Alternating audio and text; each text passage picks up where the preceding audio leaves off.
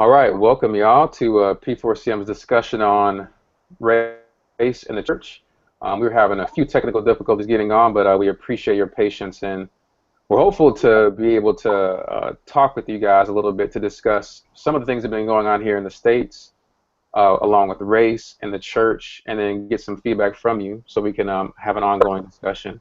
Where this came from is as an organization, P4CM, we saw that there was a dramatic outpouring of emotion and responses and different things like that over the course of what happened with the shootings that occurred with Philando Castile and Alton Sterling a couple of weeks ago, and then even recently the shooting in Dallas with the police, as well as just this past weekend again in Louisiana with another police shooting that seemed to be motivated by a retribution mindset, a vengeance mindset of those perpetrators. And the outpouring on the internet has been such that, we thought as people, how can we respond?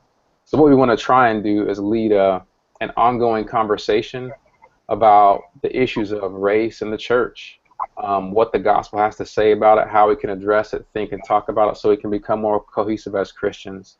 So what we're trying to do is bring folks on from different walks of life and different parts of the Christian world to have those discussions, get some thoughts and insight from you as well in an audience, and then be able to grow from it to edify one another, become more unified in the body of Christ, as well as be the prophetic voice of the Bible and of God to the world, how we ought to handle issues of race, of culture, of ethnicity, so that we can be more salt and light in the world. So first what I'll do is, again, I'm TQ with P4CM. You'll see me hosting a Rhetoric in August, and we have a couple of folks on today who are good friends. If you would, guys, please introduce yourself, Pastor Bobby first, and then Malik. Yep, my name is Pastor Bobby Scott. I'm pastoring out in Greater Los Angeles area at Community of Faith Bible Church. I consider myself a good friend of P4CM. Thanks for having me, TQ. Indeed. And Malik, you'll just need to unmute yourself to talk.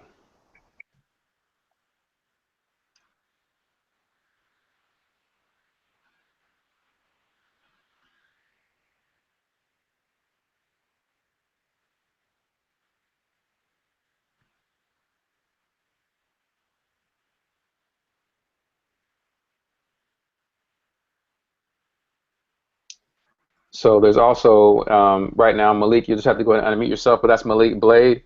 He's on with a diversity initiative at Southeastern Baptist Theological Seminary, and he's joining us. He did a great Facebook Live discussion a couple of days ago online, and is going to add some thoughts with us today. Are you there, Malik?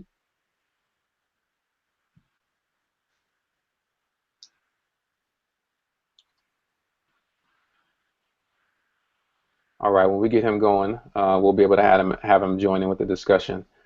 So one of the things that we want to talk about, kind of to start, Pastor Bobby, and maybe you can hit this. Okay. One of the widespread responses that we've seen from Christians online is, should this even be a specific topic? Why should we not just preach the gospel? The gospel is the answer to be able to address issues. So why should we delve into particular issues of race and ethnicity? Well, in this particular context, I think we have a biblical charge in Jeremiah chapter 29, and I encourage folks to go back and read the whole context. But in verse 7 of Jeremiah chapter 29, God instructs Israel that as he sends them out of Israel into captivity, into Babylon, he commands them to seek the welfare of the city where I've sent you into exile. And as believers, we have a direct mandate from God that we need to serve in such a way for the welfare of those places God has sent us. And it is for the welfare of these United States of America that police have a good working relationship with all of the citizens. And the church has a voice that we can use to pave a pathway for that to happen. Okay, that's awesome, and at the same time, that's generally what the Christian mandate is. What specific areas do you think the voice is applicable in the issues about race? we have an opportunity as Christians to speak in such a way. Boy, I'm gonna coin a phrase. I'm gonna have to explain it. That because our mandate is transcultural, that we can do things that our unbelieving counterparts can at best struggle to try to scratch at. That Christ, when He baptized us into His body, He baptized us into a humanity that's defined now by oneness within Him. And that oneness allows us to model for the world how to love across ethnic lines, how to love across cultural boundaries, how to love against class statuses. In Galatians chapter 3, verse 25 through 29, explicitly states that. So we can model for the world what they can't do on their own. So we can handle issues of race, whereas they will fail and fail and fail and fail. Okay. Now, for those people who are watching as well, I know we have some viewers online. If you want to ask any questions, you can go to google.com/hangout. I'm sorry, you can go to p4cm.com/hangout. And in that area on the right-hand side, you'll see a question and answer section. If you want to ask a question to have one of the folks online answer, feel free to do that. If you see a question that was already asked by you or that you're curious about, just give it a +1, and we'll look at the ones that have the higher engagement to start asking those first. As well, you had, so specifically last Friday, Pastor Bobby, at your church, I know you had a night of prayer, solidarity, and action. Can you talk about what kind of model that is for the church, for what specific things they can do to respond to the situation that's going on? Yeah, we invited not just sister churches, but we invited churches that were different, that had a different perspective on some of these issues. But because we're brothers, we wanted to model not just we all have to agree on every line, but how we can have a conversation and really listen to each other. That as a pastor, I find myself mediating, counseling a lot of parties that are really at odds with each other. Whereas by the grace of God, there can be reconciliation. And I wanted people to really hear each other and model a conversation for us to have. There's a great divide right now, and we've got to model for the church how to listen and love and how to move forward and not keep throwing gasoline on this fire. Yeah.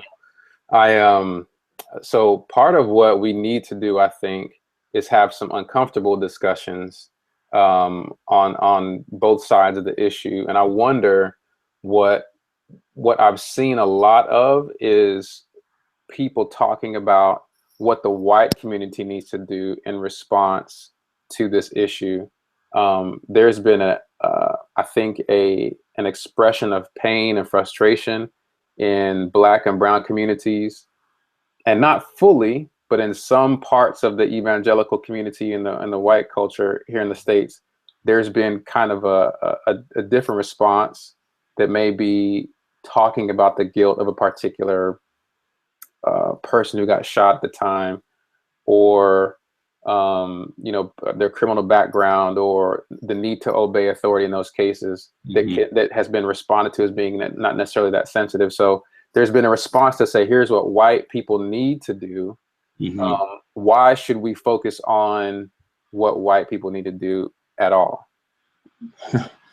That's a good question. I preached at one of our sister churches. When I say that, I mean that with all sincerity. I mean, our brothers and sisters in Christ don't look around the world, don't look anything like us. They don't dress like us. They're different than we are culturally and ethnically.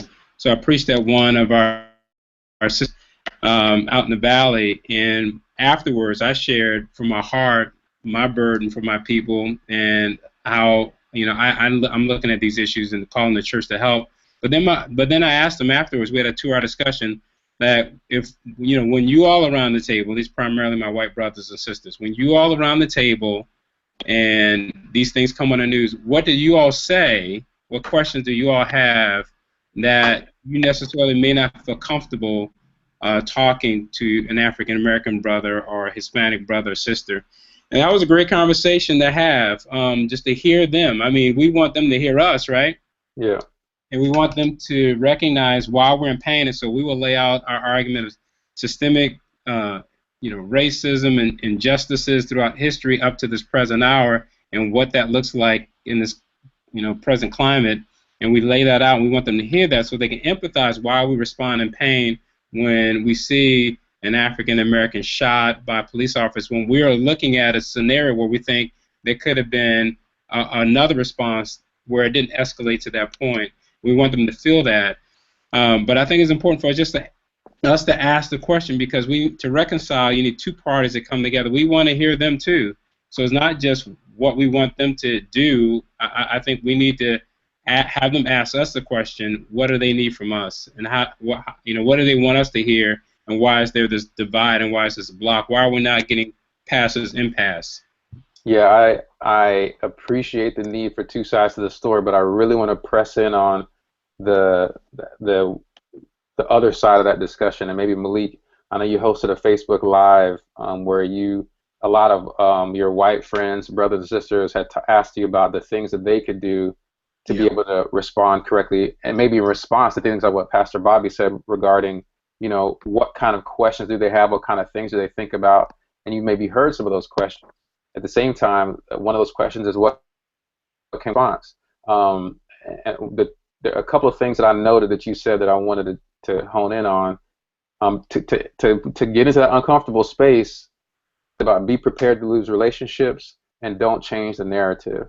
Can you discuss why you brought up those two particular pieces of advice? Yeah, I can definitely get into that. But first, I just want to make sure, can everybody hear me? Yep, we can hear you I fine. got you. Okay. Yep. I apologize for the technical difficulties. Um, First, yeah, one of the points that I mentioned was not changing the narrative. One thing that you'll notice, and this really upsets me because you see it happening in the body of Christ, but also on Fox News or whoever's show is being watched.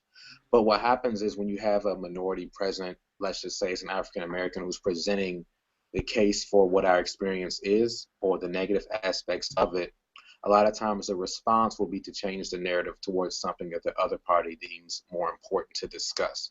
So a prime example of this is when the discussion of police brutality happens, a lot of times the retort will be, well, what about black on black crime? And I think a lot of times what people do is they're assuming that black people don't want to address the crime that happens within our community. But I think it's important not to change the narrative because it's very much so possible to deal with one issue at a time. And one issue doesn't trump the other. So even with black on black crime, that doesn't make police brutality against black people something that we can't discuss or have a concern with.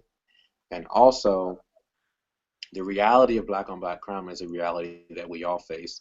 I posted recently that because in many cases cultures and racial groups are segregated, we all kill each other in masses. So if you probably look at the statistics, I can tell you that the majority of white people are killed by white people, and the majority of Hispanics are killed by Hispanics. So that's just a reality that we all face. It's not that black people are more aggressive or dangerous, but we want to deal with the issue of police brutality. So I would encourage people of God not to disregard someone's concerns, especially our community's concerns, for the sake of bringing up another issue, but actually engage the issue that you're being confronted with. Are you saying then that's just not an issue to ever be discussed? Like we should, set that issue aside for the sake of having discussion permanently, or what is a No, person supposed to do who has that legitimate that type of response? yeah, no, I would never say that we don't need to deal with black on black crime. But it's the same as if, and I've seen this example thrown around several times, you can deal with one specific issue at a time, but you'll never get to deal with it if the other parties involved are trying to deal with other issues. So let's just say if someone goes to the doctor and they have an injured foot, uh, you can never get to the foot if you're focusing on the shoulder. So let's deal with the foot right now. That's pretty much what police brutality is. It's like, let's deal with this issue. It's not to say that the other issue doesn't matter and we can't ever get to that. But I think the major concern, I would say for me personally and the African American community, of course I can't speak for the whole community, but I would think of a really large concern is that the narrative gets changed so frequently for us because there's the party that's responding to us is larger than us. and they have a larger influence than us. So the concerns that we're making get overlooked or pushed to the back of the line every time when another party brings up, well, this is the issue, that's an issue. So while Black people in everyday life are saying police brutality against Black people is an issue, you have Rudy Giuliani on Fox News or whatever station spewing the idea that Black people are dangerous and that they kill each other in large numbers, which may be the case, but that's a reality for racial groups in general. So it's not to say that we can never deal with it, but it's saying that don't let something else be a smokescreen to keep us from dealing with the issue we're bringing up. Right. Okay. And so what I hear you saying is try to have some empathy first and discuss one issue before you move on to the next. This, though, can be kind of an opinion-based thing, like listen to me first. I wonder, Bobby, like Pastor Bobby, like from a biblical perspective, how can you encourage that time for, because we all see it. There's somebody just may post any random post. It could just be an article that doesn't express any particular point, but has a slant a little bit towards the side of we feel sadness about this Black person who got killed in Alton Sterling or Philando Castile. And then there's like a torrent of responses that are just on the polar opposite side. And I wonder what biblical encouragement can you give folks an example to come from to say, hey, let's talk about this issue first before we move into dealing with this other issue.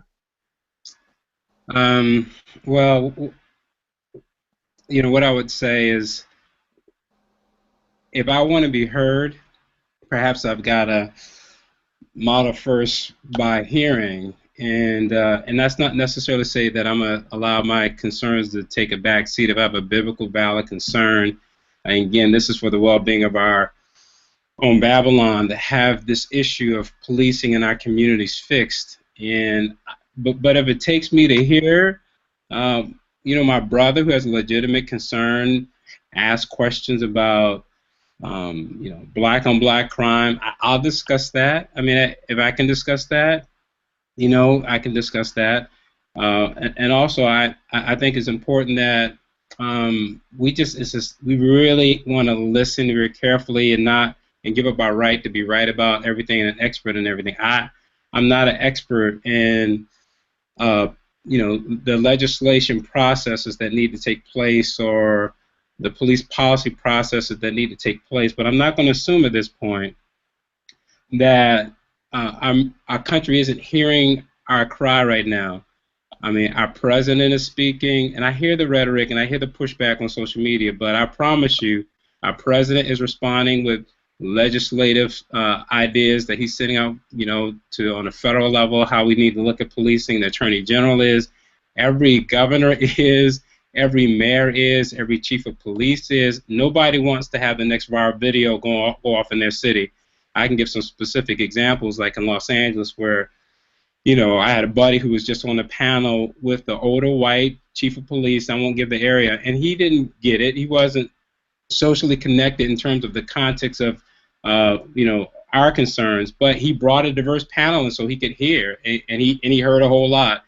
That doesn't satisfy everybody, I'm sure, but it's going to take time to right some of these wrongs, and I know we've been waiting a long time, but I think we need to be willing to hear just like we want to be heard, and I think love is patient, and I think we need to work through this together and come to the table together. And I think people are trying right now. I promise you, mayors and governors and chief of police are trying, and I think we got to keep finding a way to reach out hands and connect. I'm concerned about how elastic some of our language is, racism, and we're saying things, and injustice, and I think we got to be real careful how we're defining these things in a way where we can not keep pushing each other apart, but we can come together. So, I think what I hear you saying is, if I'm a person in pain and someone says they want to change the narrative, my response is I should listen to them and hear them out before I try to change the narrative back, if I could distill it down. And I guess part of what I'm asking is, how do we give the tools to the hurting? What are the tools we can give to the hurting person to express their hurt and Right.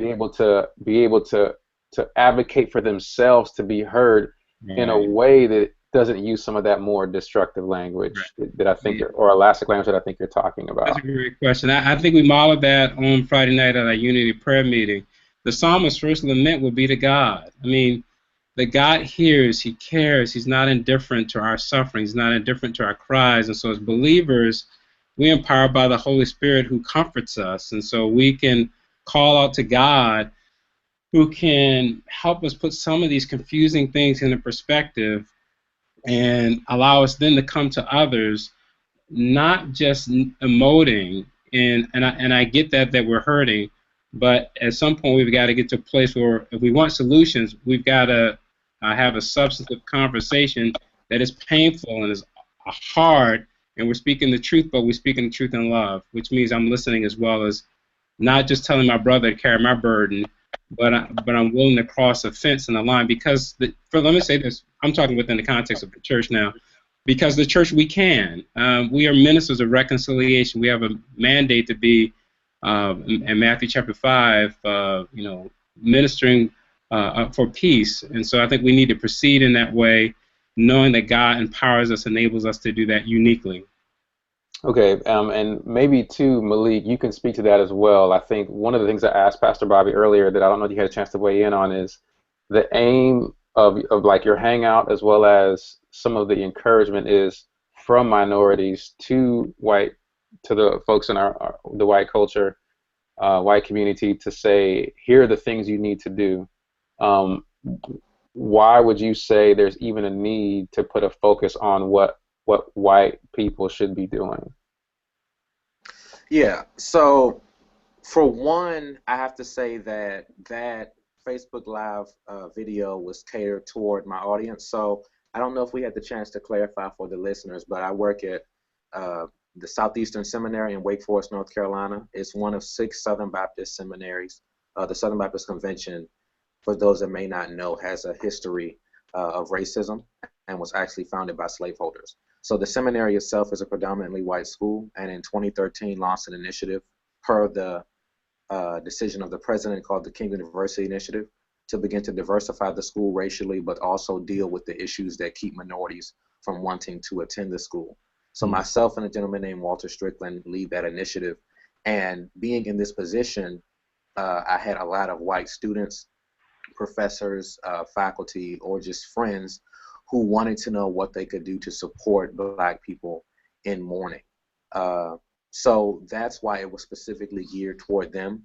But also, in addition to that, I think, and this could lead into a lot of different directions, but I think it's very much so important for brothers and sisters in the faith who are white are able to speak and have their voices heard in larger numbers in many cases than what African Americans can. Even within our convention, I can list for you all the leadership of the Southern Baptist Convention, and the majority, if not all, of the major positions are white males. So if you just look at it, if those leaders aren't interested in hearing the voices or not changing the narrative, but actually just listening to minority perspectives, then the minority perspective will never be heard. And then it'll be very difficult for, which is why we're here at Southeastern Seminary, for a minority African American to function within a majority white culture, because they all always get overlooked if they're not represented in the leadership.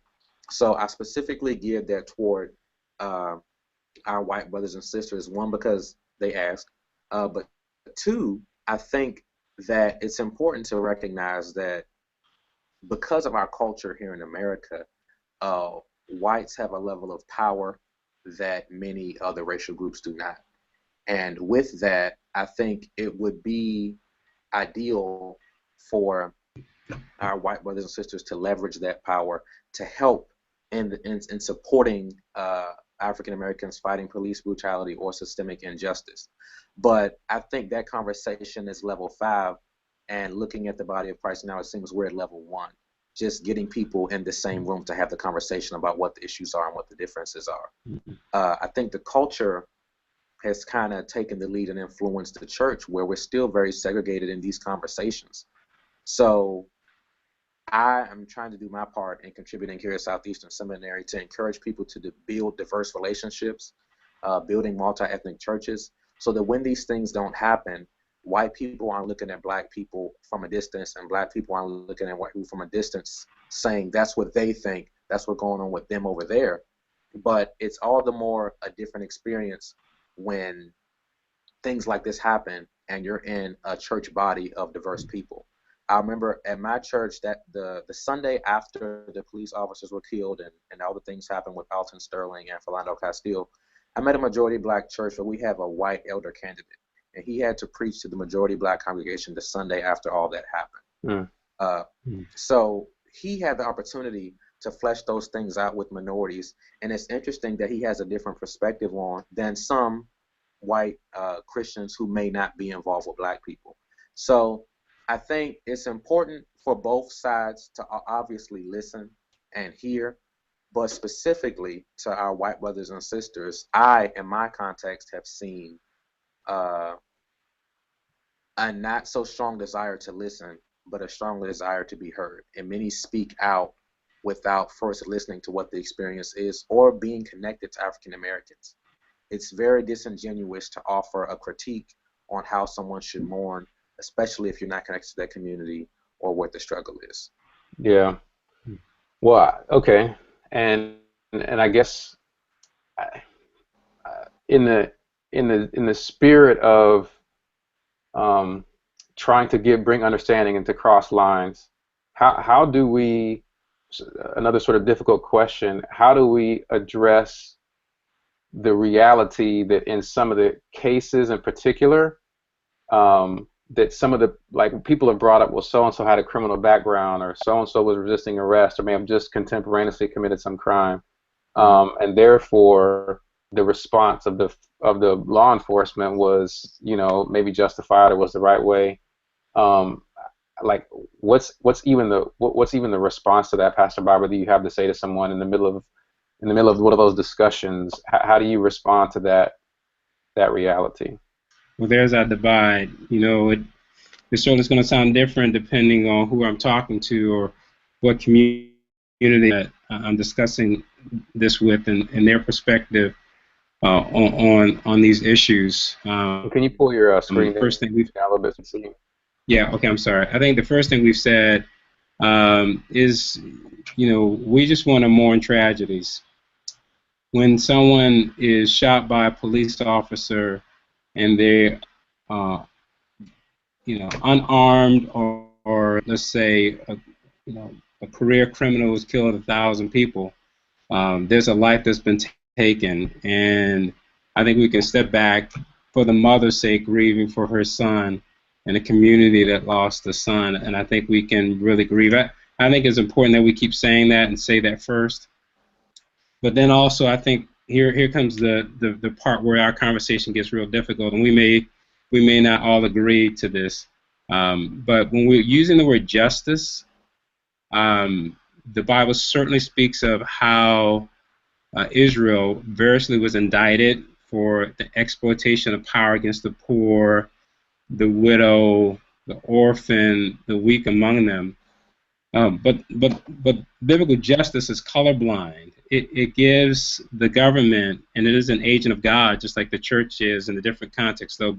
But God gives the government a sword for the protection of people. So when justice happens, it may look like a police officer is taking the life of someone who was a threat. It may look like that. And it may look like the police officer took someone's life, and on the video it doesn't appear to be that person was a threat, but justice is a process. We've always wanted that. We didn't want, people putting on hoods and being judge, jury, hangman, and just lynching our brothers and our sons and our fathers. But now we have to wait, just like that, for justice to go through the process and not be vigilantes wanting a police officer who now is accountable through a process. He instantaneously is when he fires his weapon. We don't want all of a sudden to say he has to be fired and go to jail for first-degree murder.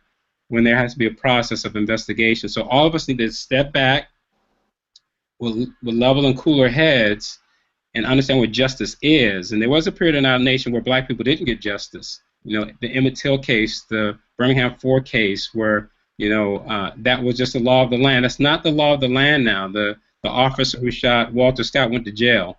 So there are processes that need to happen, and we can't adjudicate these things in the media like we did with the Michael Brown case. We just have to let the grand jury look at the case. We have to let the facts come out, and we need to say this is what justice is. It is a process. We don't always like the verdict.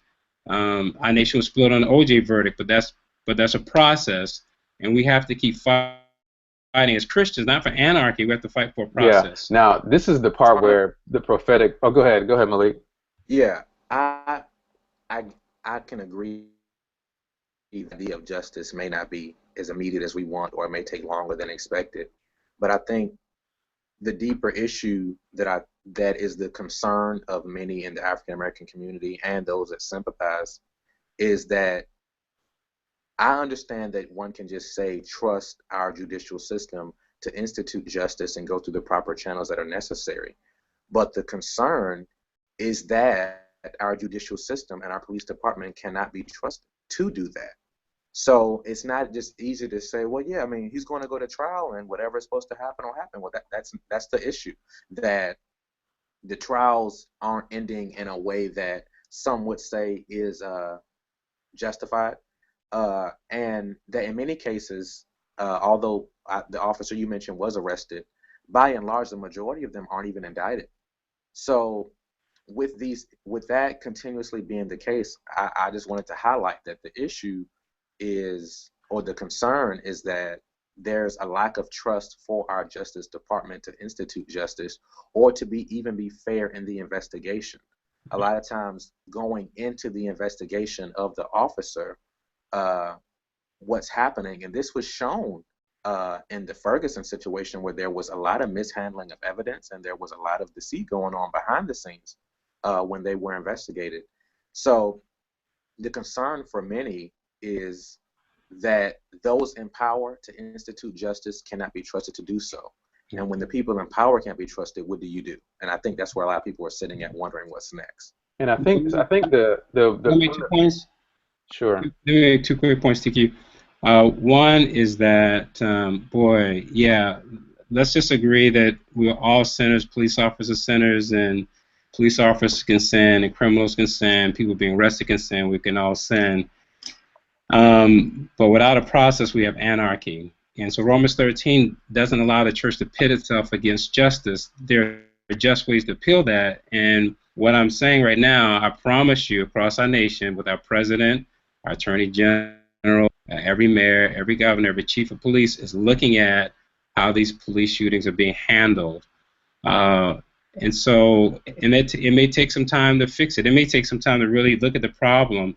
It may be massive retraining. All this isn't racism. It may be massive retraining. It may be racism in this case. It may be an evil cop who thinks he's God in this case. It may be the fact that some of these weren't prosecuted because the cops did what they were allowed to do under the present policy. And the policies need to be changed. And so I think we just got to look at these very, very wisely, very carefully, and we need to teach our people as Christians whether I trust the policies and authorities or not. Romans 13 says I have to be in submission to them. So I want to appeal in a way where I'm not promoting anarchy. There's a process of justice that I need to submit myself to, and I need to make sure that I'm working through as a Christian, not as an antagonist to the state, but as a moral voice to it, submitting to the authority and the processes that can bring about some of these changes. Okay, so you said 2 points. Was that 2? Yeah, I had a second. I'm gonna let it go. Okay, so in that vein, I think the point, the tension between the point that you're raising and the point Malik is raising, which I think are the same idea, but the underlying premises may be different, is that the people making the policies and making the decisions and running the process are sinful and have been affected by whatever whatever predispositions they bring to the table, some sinful that they initiated, some learned from other places, from maybe their parents or their environment, or whatever the case may be, or people who don't know each other on different sides of the aisle, making evaluations of other folks, not in consideration of who they are. And yes, that process takes time. What I'm wondering is, whenever we are people who are watching, who may go to one of those public information sessions where the mayor says, I want to hear from the community about race. I want to hear from you about what's going on. Or you're friends with a city councilman, or you know a person in government, or a policeman, or whatever the case may be, and you yourself or your church or a group can have on how those processes change. What I'm wondering is, what can we as Christians, what can people bring to that process to help illuminate, okay, here's where things are, here's where the problems, at least as I see them, could be, and here's how, as the process changes, here's how I think what needs to be thought about, what needs to be entered into that. And maybe Malik, you can speak to that if that question makes sense. Yeah, I'm not sure. Could you repeat the question? I'm not sure exactly what the question is. So the process has to change. We as Christians can influence the process, or we can wait on it to change, however it's going to go, and pray that it gets better and hope that it gets better. But how can we ourselves be invested in the process to help it change in the right direction? What issues do we raise? How do we raise them? How do we influence them from a biblical perspective to say, here's what justice should look like, here's what it is now, and how can we make it better? Does that help? Yeah, I think that's the hardest question because, and I want to be clear, I was never advocating for anarchy. I don't think that's the best response, right?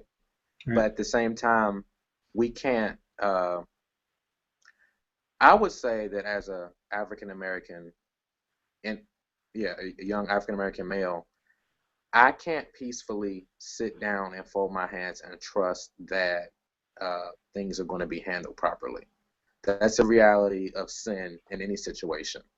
But it gets a little bigger when you're dealing with the government, which has authority and power over you. And I completely advocate for Romans 13. I had that driven home for me in a young age where where I was in my church in Washington, D.C., and I did my ministry for a while. And there was another young lady at the church who did dance ministry, and she was a couple of years older than me. So when the church wanted to get more organized and they wanted to have a more, a system for the different ministries, they put the young lady over it. But I knew I had it coming. I thought that I was going to get it. So at that point in time, I didn't want to be involved anymore. I didn't want to support it because I didn't feel that the leadership was handling things properly. So I began to rebel. And one of the elders sat me down and brought me to Romans 13. And he showed me that you don't have the right to rebel just because you don't like it. There wasn't a precedent given for that you obey your governing authority only if you feel it's right. Now, of course, that situation was, a dance and mime ministry, and it's on a smaller scale. And I was able to understand that. But when you're dealing with a larger scale of the governing authority actually allowing and making provision for murders of people, then you're dealing with a different issue. So it's a sticky situation because, once again, we're not advocating for anarchy, but the issue isn't as small as what I was talking about at my church. What are you advocating for then? There's something between, I think, anarchy and just sitting by and waiting. And I'm wondering how we can help clarify what that is. Yeah, and I'm saying people including me, are struggling with that.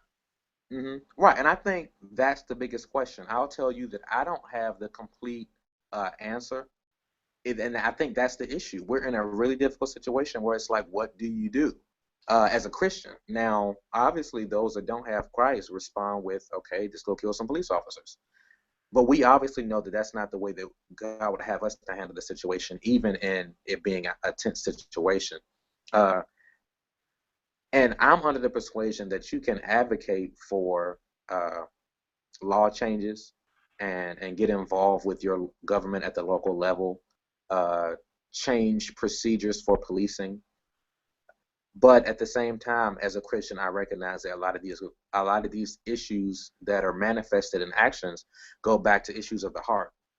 So I recognize that laws don't change hearts, body cameras don't change hearts, protesting doesn't change hearts, and even a more diverse police department and or judicial system doesn't change hearts. So I'm honest with you that you asked me the question with the tension that I'm at now, where it's like I think those things like a diverse the police department will be nicer, and certain law changes will be nicer. But those issues, those things still don't deal with the heart. It's just like if you have a person in church who you're approaching with, habitual sin who isn't repentant, uh, getting them to change their behavior or behavior modification isn't ultimately going to be the solution. There has to be a heart change. Yeah. So I'll just say that that's the question that I think many is the answer when you feel marginalized, but you also are under the lordship of Christ, so that you know that complete revolt isn't the answer. Right. Pastor Bobby, the thing we'll close with is maybe this question and then let people know what's coming next. Do you have any insight on what the number one thing I've heard people say in the past week talking to them is, I just got to do something. Like the way that things are happening, I just have to do something. Right. And other than the things that you've mentioned so far, is there any answer you have for that? Yeah, let me give a list of a couple specific things. I've heard over and over again that people say that we need to do something, as if praying isn't something. That God changed the hearts of kings. I think as a church, if we're going to have revival and change, it comes through prayer. I think we have to pray for our governing authorities. That's what the Bible tells us to do. If we're not praying, if we're protesting against our governing authorities more than praying for them, that's a prescription for problem. So we need to be praying for our governing authorities. I think 1 Timothy chapter 2 makes that clear. Secondly, I think we got to make sure we're not posturing ourselves as an enemy. We need to love even our enemies. That some of these things are happening because police officers are afraid. I could, however I want to label that, whatever term I want to put on that, and I think that we could do ride-alongs. I think that we need to humanize the situation. We need to be in the backseat of a police car praying for these officers, supporting these officers, helping them to do a very difficult job.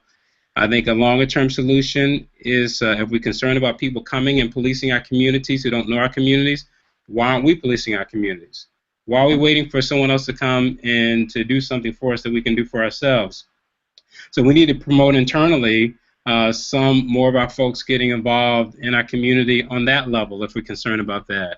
I was at a City Hall meeting recently and I did the invocation prayer. One of the citizens kind of had the ear of the whole council for like an hour and a half over business that they were trying to start. We should be attending all of these civic meetings and have as our concern answers attached along with them. And we have a voice. We have a democratic voice. So I think getting involved in terms of just going to your council meetings, make sure you're heard. And I tell you, we're being heard. I know protests elicit a different response, but I think prayer, if we use our weapons of our warfare in 2 Corinthians chapter 2, 10, instead of our carnal weapons, the weapons we can just have in terms of what unbelievers can only do, we can pray, we can model love, we can have rallies at our church where we invite, like a Romans 13 day, and invite the local officials and police officers to come and praise them. So they don't see us posturing as a threat and enemy to them. There are a lot of good police officers who are very scared of being ambushed right now. And so we are in it. And I'm not saying you said this, Malik, at all. I'm sorry, you thought you thought I was suggesting that. But we are moving towards anarchy. If we find ourselves in our communities firing at police officers more and more, we will be bordering anarchy very soon. And I think we need to turn and not ask what our white evangelical brothers can do. I think we need to turn our voice to our pulpits and tell people it stops now. The attacking police stops now.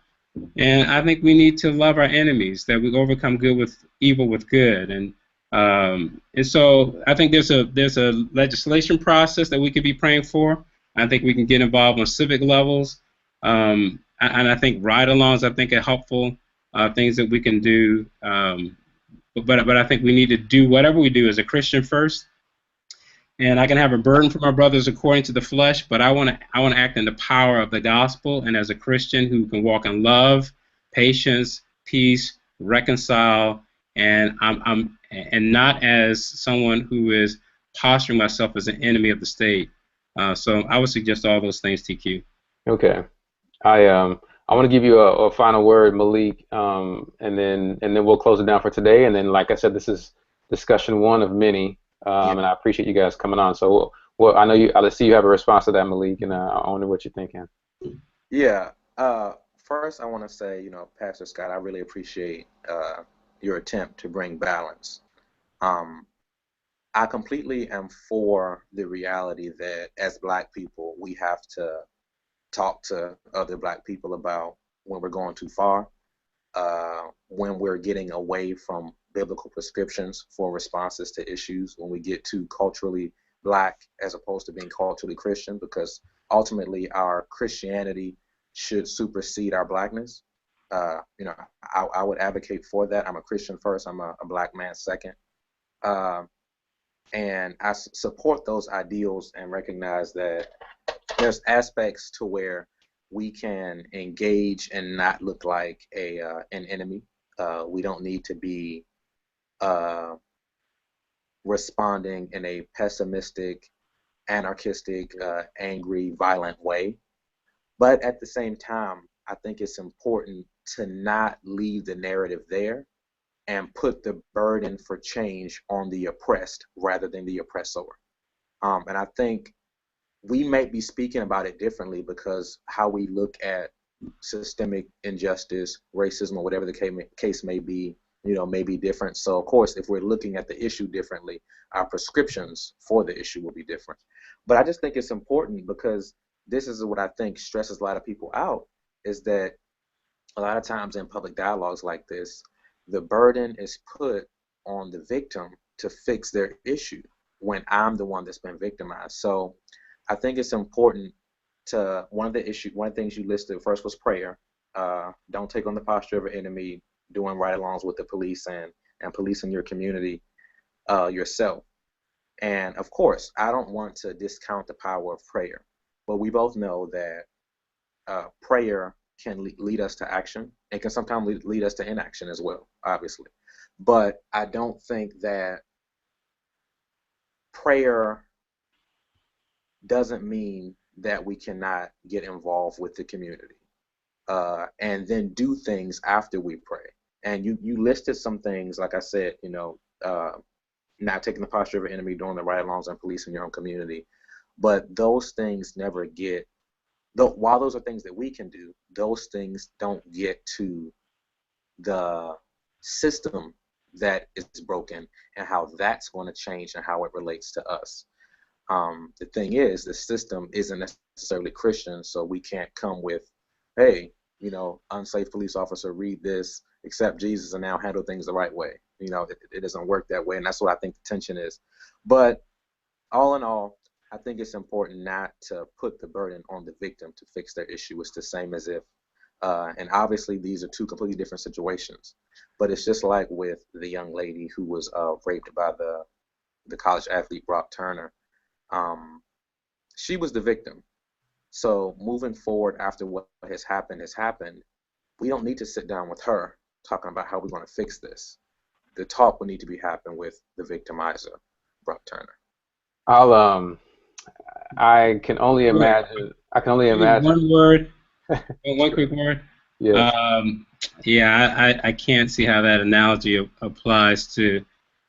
Yeah, When I'm not taking on the posture of a victim at all. I'm standing in the middle of two generations because I was born in 1964, and I know my dad's story, and I would say my dad really lived in an age where all Black people were pretty much victimized because if you're Black, every day the law legislated you to certain bathrooms, water fountains, you can't do this and that and the other. On my grandmother, last conversation I had with her, she said, "But Bobby, you can make it." Because the doors had opened up. And so we have a president who is very pro change all these things. Attorney General is very pro. The most powerful political, legislative positions in these United States of America are pro changing all these things in your favor. We are not powerless victims anymore. The day has changed. I keep hearing my young brothers use rhetoric like we're back in the 50s, and they didn't live through that. My dad was a victim. I'm not a victim. I graduated from UCLA. I have 2 master's degrees. I can do anything. I tell my kids they can do anything they want to do. It is a different day. We're not victims. I don't want us to limit ourselves to that terminology. Bad things happen. There's still evil people, the evil cops, a million good cops. Bad things can still happen, but we can't respond as if we're just victims anymore. That day is gone. I think like this last couple of minutes illustrates the tension even within the black community. Amen. About this particular topic, and in some ways it's not necessarily an either or, it's a both and, because the one thing you said that you sped by, Pastor Bobby, but my grandmother told me X. Some people's grandmothers aren't talking to them that way. They're talking to them in a way that is destructive to them, and that didn't come out of nowhere. Right. And so the everyone is not a victim, but there are some who are victims. Yes. And so I think what this needs to be and has become today is a discussion about this tension. My call to action for the folks who are watching online is for you to can you send us, so you can either go to @P4CM on Twitter, on Instagram, or the P4CM on Facebook, and suggest to us in the comments of these videos on YouTube or at YouTube/P4CM. Suggest to us, please, in the comments of these videos, who are some people that we should get on to discuss these things, who have strong opinions and are coming from the Word and are coming from their strong convictions to be able to talk through these issues. I don't think if we can't even hear them and see them and discuss them amongst one another, that we won't make it the most progress that we can. So email us at email@p4cm.com, or tweet us at P4CM, Instagram @P4CM, and let us know those things that people that we can get involved in this discussion to bring on the next time, so we can continue to discuss these issues and make progress moving forward for those who are interested in doing it. And I believe that those people in the body of Christ are many. I want to thank Pastor Bobby and on, because both of these men are going to a conference this week called the Legacy Conference in Chicago. It's this week from the 21st to the 23rd. If you haven't bought tickets yet, I think you should, because it's an awesome opportunity to hear tons of teaching, and I know this topic is going to be raised at the Legacy Conference in many ways, and many others regarding family, regarding ministry, regarding discipleship, all sorts of topics. I went myself last year. All sorts of topics that you should be able to see and discuss and talk about to be able to be built up in the faith. But these 2 men will be there. So please do that. And again, if you have any questions, send those as well to our social media locations or to email at p4cm.com. Pastor Bobby, where can people find you online if they want to protest against your Twitter feed? Tell them to do Christian love, and I'll respond. Right. You can catch me on Facebook, Pastor Bobby. Also, you can catch me on Twitter. You can just look me up, Pastor Bobby Scott, Pastor B Scott. And I blog at Truth in the City. Occasionally blog at Truth in the City. You can catch me there, or just if you're in LA, come by Community of Faith Bible Church. Awesome. And Malik, where can folks find you for the meeting online? What social media are you at?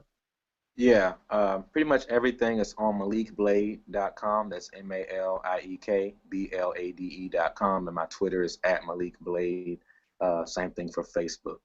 Okay, and spell the name one more time, because you have a unique, I think, the name. It's unique. MalikBlade. MalikBlade.com. All right. Same thing for Twitter and Facebook. Thanks again. Thank you, Pastor Scott, and thank you, T2. Thanks, Malik. Appreciate the conversation, brother. Yeah, for sure. So thank you guys so much. And again, one more time, if you have anyone who you think should be on these conversations, please send them over to us at P4CM on most of the social media, or email at P4CM.com. Thank you guys so much, and peace.